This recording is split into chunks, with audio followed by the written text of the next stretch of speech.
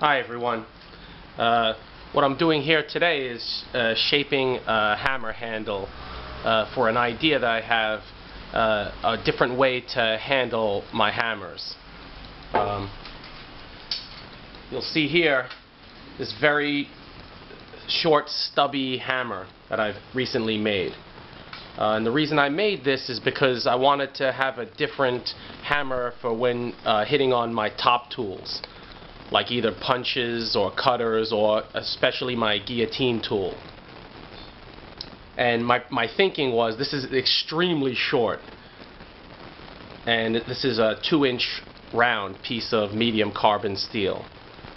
And my thinking is since the top tool already protrudes quite a bit, either the guillotine die or whatever handled punch or whatever I might be using protrudes, so I don't need to have such a long face. So that's the reason that I made this, and also just for fun, kind of experimenting. And what I want to do with this is I want to handle it in such a way that the handle fits from the top down, and try to do it so that there's no wedge, no adhesive, no other way, just a pressure fit. So, and I'll show you here, the reason I haven't also made any other videos is just I've been pretty busy with my own stuff, and also like this, trying to improve my tooling and just experimenting on different things. So the hammer I normally use for my top tools is this, and this is just a store-bought hammer. I bought this years ago, and I constantly have to dress it. It's so soft. But that's the reason why I use it for top tools, is because it's primarily because it's very soft. And if you just look at this, I don't know if you can see that. I'll try to come in. But look at how it's mushroomed, and that's only probably from a month's use. I normally dress this quite a bit. It actually, to me, it almost looks, do you ever see the Salvador Dali painting, something about melting clocks? Well, this is a melting hammer.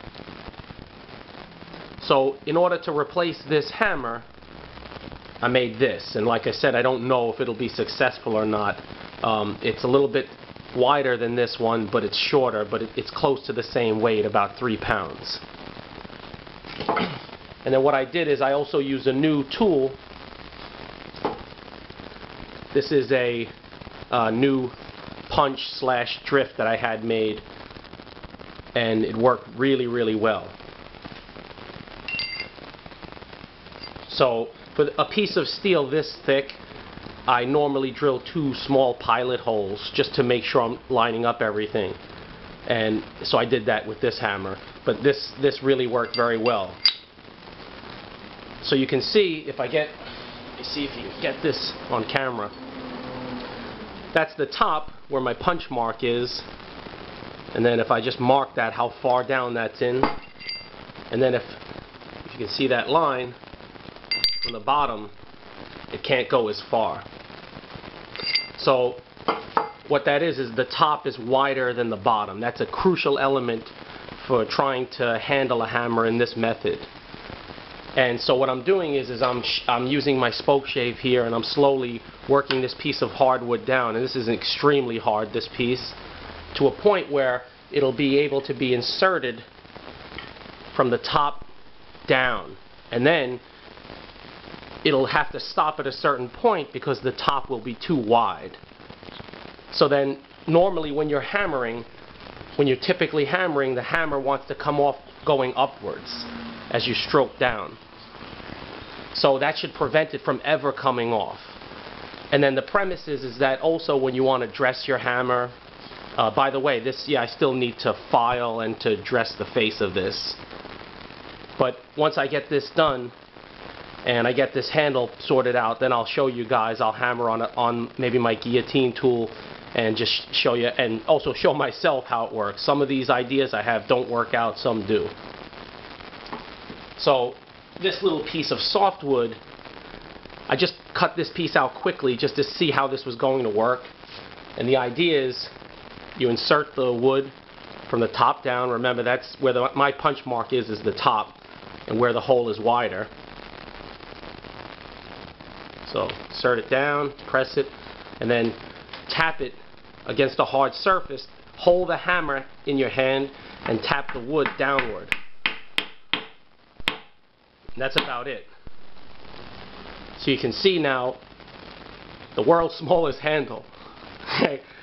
No, but anyway, so now that's the idea that I'm going to use for this handle right here.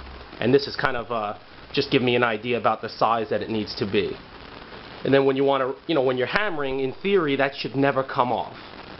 But it has to be it's a very difficult fit because it could slide downward if it was not fit well on the bottom, or the bottom end of the handle towards the bottom end of the eye. So when you want to take the handle off, just tap the bottom of the handle end, and voila, come right out. And then put it back on again, insert it, tap down, ready to roll. One of the problems that I can see with this is because, and I can't say that this is my idea alone. I saw on a video of a special axe. I think it was a Spanish axe. That was the technique they used to handle it. And for the axe, the eye is much wider, so the handle on the bottom end can be fairly thick. But obviously, the bottom has to be thinner than the top. And with this, the eye is just not, it's big for a hammer eye, but it's not that big. So that's the one issue that I think I'm going to run into, is that for a lot of people, they might not like to hold on to a handle that's so thin on the bottom end. But, I'm going to see how it comes out.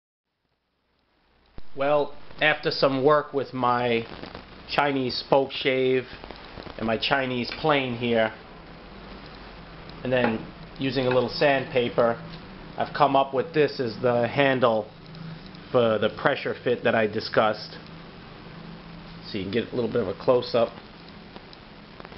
This is that Southeast Asian style hardwood. I don't know the name of it in English, but I just call it tiger wood because of the grain patterns. It's very hard. Definitely comparable to hickory. Well, I think, as my fear was before, that the handle end would have to be so thin seems to be true. But it's not actually terrible, and actually this seems like it would work perfectly for a lighter hammer. This might be a little bit heavy, but I'll show you how it fits. Basically, and you can see here I made a little bit of an indent. It's a little bit too much, and also I made it a little bit too thin on the bottom end. But that indent is just to indicate what side is front and back, because it fits better a certain way, and that would be the back. So you just put her on in. Slide it up till it won't go anymore. Give it a few taps.